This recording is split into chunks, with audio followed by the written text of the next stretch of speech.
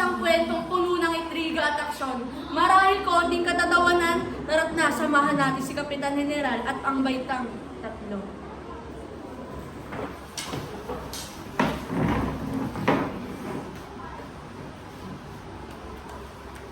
Mga hangal!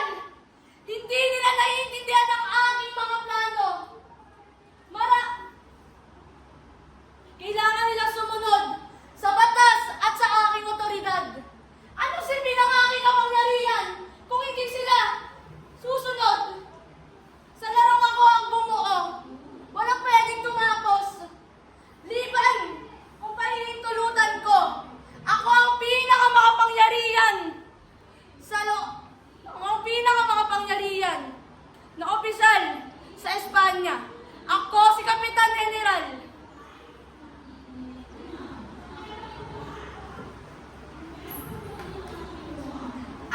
Kayo mga kabataan ngayon, kayo na hindi nakahigit sa aking talino. Kayo na walang kakayaan, maunawaan ang lalim na kasaysayan at katarungan ng ating lahi.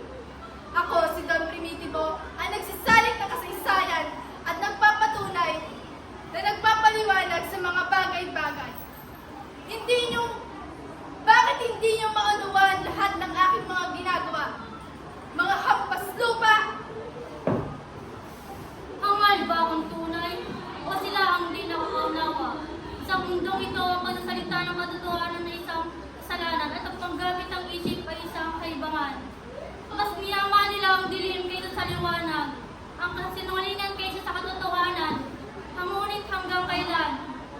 Hanggang kailan mananatiling alin pinagdawat ng bayan? Kayo! Anong kailangan ninyo sa akin?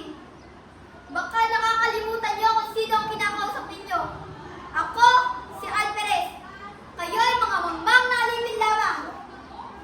Hindi ko kailangan ng inyong pananalita, ng inyong kahilingan, at lalong hindi ko kailangan ng inyong mga buhay. Lumayas na kayo rito at huwag sayangin ang aking mahalagang oras. Layas!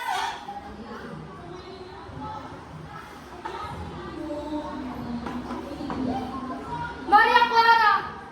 Mahal na mahal kita! Gusto kong makasama ka habang buhay. Hindi ako susuko. Maghintay ako sa iyo hanggang sa makita natin ang ating mga pangarap. Ako si Alfonso Renal.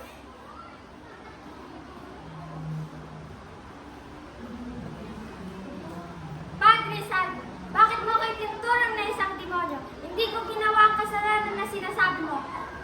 Hindi ko kasalanan ang aking pagkatao, Padre. Ako'y isang taong tulad mo. Ako'y may karapatang mabuhay.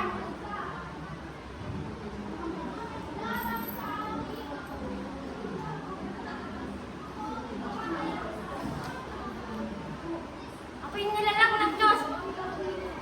Ako'y nilalang ng Diyos, hindi ako demonyo.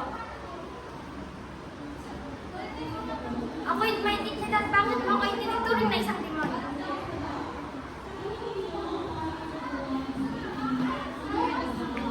Kapatid, huwag kang magpapakasal sa isang lalaking hindi mo mahal. Ang iyong buhay magiging masaya kung ang iyong mahal ang iyong kasama. Kapatid, huwag kang magpapakasal sa takot o sa pangangailangan, kundi sa pag-ibig at sa kasiyahan. At kapatid, ako'y nag-aalala sa iyo. At ang iyong buhay ay magiging masaya kung siya ang iyong kasama.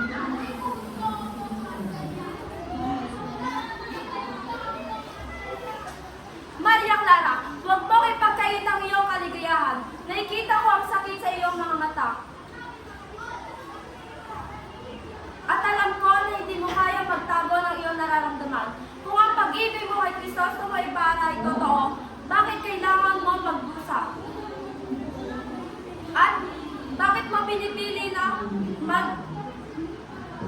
magpigil? Huwag mo lang hayaan na mawalan ka pa ng pagkakataon.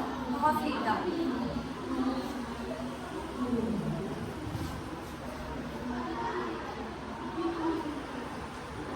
Aba, mahuli na ako sa utos si Kapitan Tiago. Kailangan ko lang dalhin itong mga rekado sa bahay.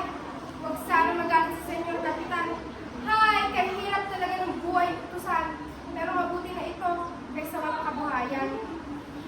Naku, Nakita ko nga pala kanina si Crisostomo Ibarra. Ay, kawawang Ginoo, maraming naiinggit sa kanya. Mabuti na lang at may magagandang puso rin sa bayan, gaya ni Tia Isabel. Ay, ako magmamadali na, baka nakakawang ni Kapitan.